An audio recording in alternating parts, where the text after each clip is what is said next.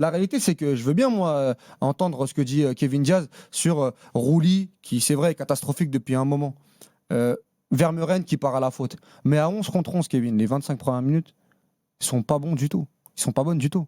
Et ça, Mais il y a un adversaire, non, mais ça, c'est du fait de Zerbi. Et par rapport à l'adversaire, c'est intéressant que tu me cites l'adversaire. C'est que j'ai l'impression, alors on découvre pas ça en 2026, que les adversaires se subliment face à l'Olympique de Marseille. Bien évidemment que c'est le match vitrine pour tous les joueurs, pour tous les coachs. Ils ont rien à... Mais le décalage que j'ai entre les adversaires de l'Olympique de Marseille avant et après les rencontres et pendant les matchs, on peut pas m'expliquer que c'est juste le fait de jouer contre Marseille. Il y a aussi à un moment donné un problème tactique, il y a aussi un problème de certains joueurs qui sont pas au niveau, mais moi je pense que c'est De Zerbi qui doit un minimum simplifier tout ça. Qui bétonne et non, pas qui bétonne, mais qui revienne à une formule beaucoup plus classique. Et quand il dit en conférence de presse, moi je peux pas jouer à 4 parce qu'en fait j'ai travaillé toute ma séance, toute ma semaine avec Balerdi, et donc en fait vu que Balerdi il est malade, je dois mettre Egan Riley. Non, moi je suis désolé. Ton équipe elle a déjà joué à 4 depuis le début de saison. Tu repasses à quelque chose de plus simple. Et surtout, il s'entête. Kevin, tu peux pas m'expliquer, tu peux pas me dire non. Tu vois les matchs de l'Olympique de Marseille, ils ne sont pas malhonnêtes. Tout le monde le pense.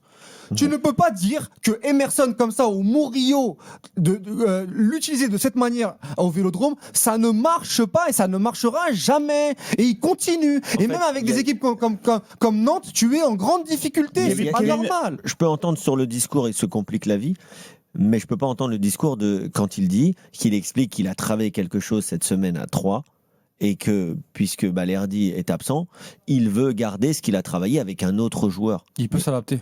Mais il peut pas s'adapter. Il a travaillé un truc toute la semaine. Tu travailles un truc pour ton émission. Si il y a un gars qui est pas là, tu vas quand même faire ce que vous avez prévu. Là, c'est pareil. Il y a aussi un autre problème, Kevin, c'est que toute l'année on nous a expliqué que quand il y allait avoir Medina ou Pavard ou même Aguerd et Balerdi, qu'on allait avoir une fausse défense à 4 avec Ouéa qui allait prendre tout le couloir. C'est ce qui était prévu. Non, et celle avec Medina, Pavard. Et Balerdi. Donc là, pourquoi on voit une défense à 3 à plat avec des pistons très hauts et avec un Emerson qui joue espèce de meneur de jeu aussi haut. Moi, c'est ça que je comprends pas, Kevin. Oui, mais il le fait souvent. En fait, il le fait souvent. Il se casse les dents à chaque fois en Ligue 1. Il y a quelque chose que je ne peux plus entendre, c'est De Zerbi. On voit pas la patte De Zerbi. On voit pas ce que veut faire De Zerbi. Il peut ne pas réussir à le faire dans certains matchs, et on l'a vu ce week-end. Mais on peut pas me dire qu'on voit pas la patte. On peut pas me dire qu'on voit pas où il veut en venir. Est-ce que les joueurs sont au niveau? Est-ce que les joueurs ont le nombre de matchs nécessaires ensemble sur 11, 12, 13 joueurs, comme je disais au niveau de mon intervention, pour pouvoir enchaîner et avoir des automatismes? Parce que quand on me parle de Brighton, j'ai entendu tout à l'heure, il avait que 1,5 points à Brighton. On parle de Brighton, là. Brighton, c'est Lorient. Non, c'est pas les points, moi, c'est le contenu à Brighton qui m'intéressait à Sassuolo et surtout la marge de progression qu'avaient les joueurs à cette époque-là. Il avait les points, donc il avait le contenu. Ouais. Parce que moi, je trouve que 1,5 points à Brighton, c'est énorme. C'est énorme. Je parle pas des points, moi, je parle dans la comptabilité. Donc, le truc, c'est qu'à Brighton, il y avait quand même peut-être moins de blessés. Il n'y avait pas forcément à chaque fois la Coupe d'Europe. Il y avait peut-être moins d'attentes aussi. Il y avait quand même beaucoup de joueurs qui étaient blessés la deuxième année, notamment. Il y avait aussi beaucoup de joueurs qui l'a fait progresser. Moi, ce qui me les gars, on revient sur l'OM, sur le deuxième. Sur l'OM, il peut pas faire.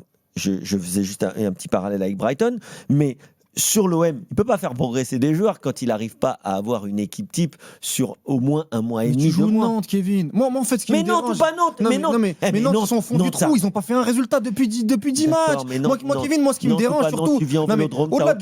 Au-delà de Zerbi, l'Olympique de Marseille... Tu fermes l'axe. Non, mais Kevin, ça reste une faute professionnelle, ce qu'on a vu ou pas ce week-end pour l'OM. Pour moi, la faute professionnelle, elle est sûrement pas de Zerbi. Non, mais au global, on parle de l'Olympique de Marseille. De Zerbi, on fait partie. Pour moi, il n'y a pas de faute professionnelle quand tu perds un match de foot. Mais tu perds contre Nantes. Tu donnes le match à Nantes avec deux gestions d'émotions catastrophiques, ou parce que ça soit Vermeuren et Bilal Nadir qui prend 2 jaunes en l'espace de 20 secondes, plus Rouli qui pète les plombs au bout de la 7e minute alors qu'il n'y a pas de problème, plus De Zerbi qui te fait une composition d'équipe encore loufoque que les joueurs ne comprennent pas. Mais si, moi c'est mon avis. Et je te le dis sincèrement, je suis très gentil avec Roberto De Zerbi, sauf qu'aujourd'hui, je suis de plus en plus déçu par le contenu. Et la réalité, c'est que même dans les résultats, on vient de terminer la phase aller.